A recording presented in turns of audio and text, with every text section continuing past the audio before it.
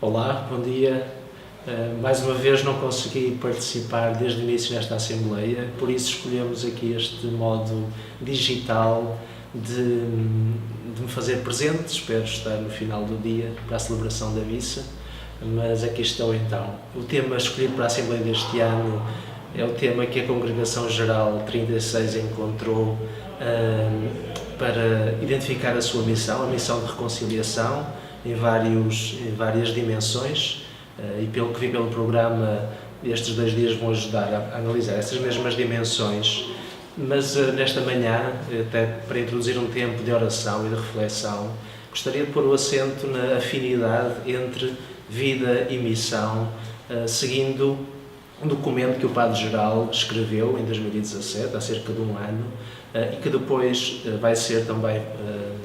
deixado como texto de leitura, de oração e de reflexão no tempo que se seguirá. E o Padre-Geral diz aí precisamente que vida e missão são inseparáveis para quem escolhe servir Cristo e se compromete na construção do Reino de Deus. No fundo, parece que é um binómio óbvio, é evidente que vida e missão estão juntos, mas é verdade também que podemos esquecer a íntima articulação entre estas duas dimensões. Se a vida espiritual, a vida cristã não desaguasse em missão, seria uma vida estéril, fechada sobre si mesmo, estática, autorreferencial, narcisista, no fundo inconsequente. Mas também, se a missão não nascer de uma vida enraizada em Cristo, na caridade, no Evangelho, é ela também algo simplesmente exterior, um protocolo, uma estratégia, um modo de fazer, no fundo sem verdade e sem consistência interior. Por isso o grande desafio é este, é poder inscrever a missão de reconciliação numa reconciliação vivida interiormente e ao mesmo tempo que tem como fruto um determinado modo de fazer segundo o Evangelho. Eu escolhi fazer esta pequenina gravação precisamente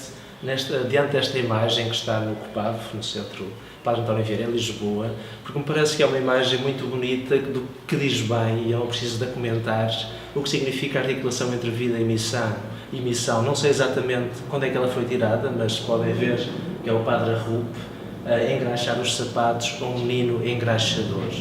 E de facto há como que aqui uma inversão dos papéis, mas é justo que aquele que vive a missão em nome de Cristo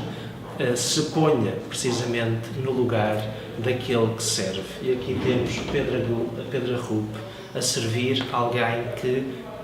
em teoria, à partida, seria o servidor. A Congregação Geral,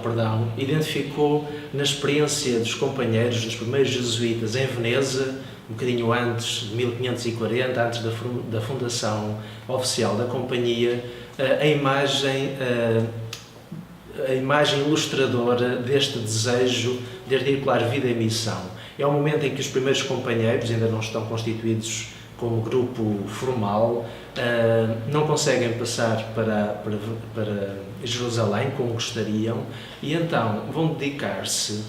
a um tempo de vida normal, vão visitar os hospitais, vão pregar,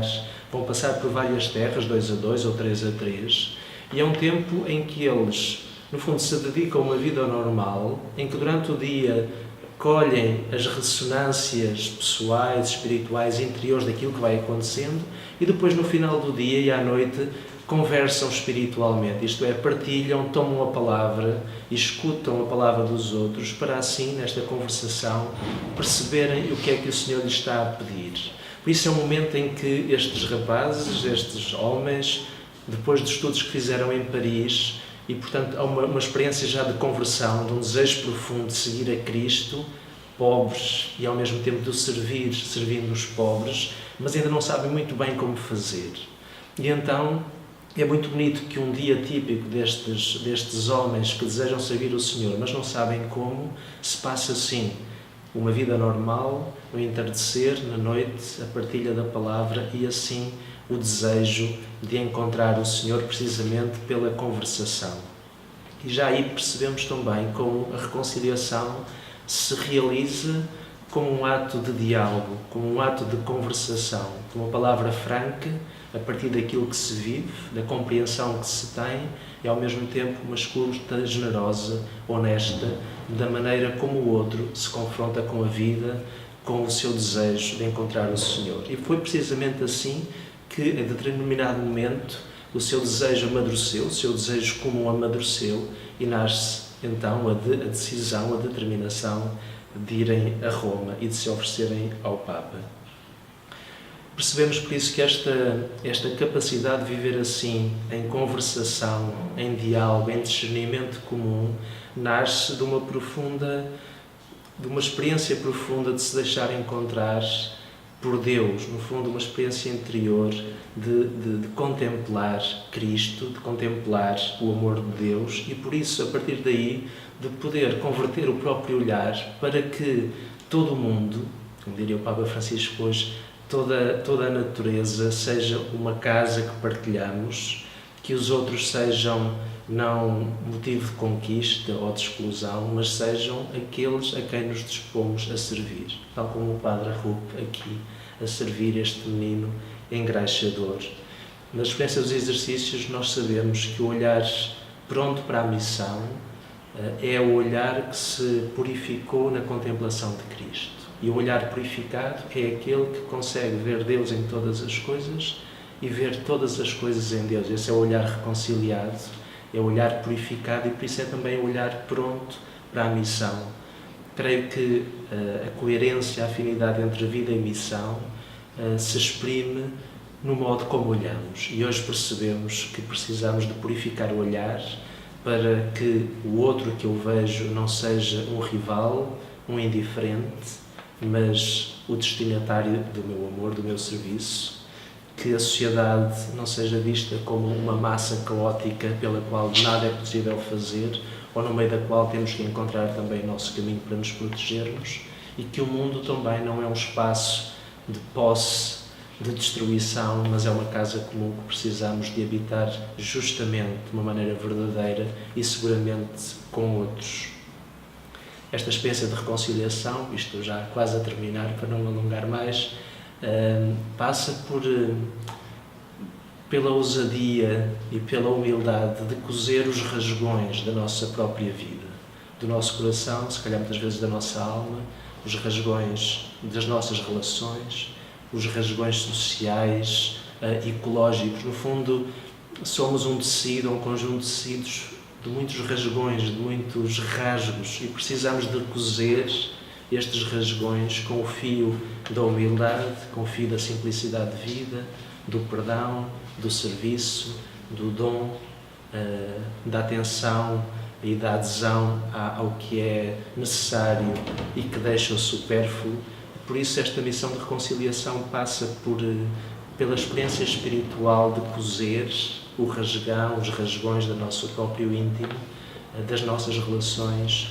da sociedade, da natureza. E por isso este também que é uma missão muito nobre, ao mesmo tempo muito bela, imaginarmos a nós próprios como a missão de tecelões, digamos assim, de cozer com este fio aquilo que no tecido da nossa existência está desfeito. Eu gostava de terminar evocando a imaginação, porque parece-me que esta missão da reconciliação que une e articula vida e missão precisa de uma outra imaginação. Isto é, nós poderemos imaginar um mundo diferente, uma vida diferente, desde logo, um mundo diferente, uma relação com a natureza, com a casa comum diferente, a partir do Evangelho, a partir das bem-aventuranças, a partir da pobreza, da simplicidade, da abnegação de si, da capacidade de diálogo, da aceitação do outro ou não. O Ministro-Geral dos Dominicanos, na missa inaugural da Congregação Geral, falou-nos da audácia do improvável. No fundo, é isso mesmo. Perguntou à companhia, tendes a imaginação de imaginar que o improvável poderá acontecer? Ora, eu gostaria muito também que esta Assembleia Social da província fosse também um exercício de cultivo e de uma possibilidade de acender a imaginação em relação ao novo, a essa ousadia do improvável, e assim nos ajudarmos uns aos outros, individualmente, as várias obras, o conjunto da missão social da província em Portugal, nos ajudarmos a cultivar uma imaginação diferente, uma possibilidade outra que nos mobilize, que acenda o desejo, que nos faça fazer as coisas de outro modo, e assim percorrermos um caminho no qual possamos dar o nosso contributo para refazer este tecido e cozer estes rasgões que ele tem. Que a missão da reconciliação então nos possa verdadeiramente motivar e cada um, desde logo individualmente e depois cada obra, possa também verdadeiramente perceber como é que pode participar desta missão da reconciliação e como é que a sua missão é algo que nasce da vida, de uma vida espiritual séria, de uma vida humana comprometida e, ao mesmo tempo, como é que a própria vida e o seu desejo de viver bem pode desaguar numa participação na missão de Cristo. Desejo por isso a todos uma boa Assembleia e à tarde para a missa, se Deus quiser, nos encontraremos. Obrigado e um bom dia.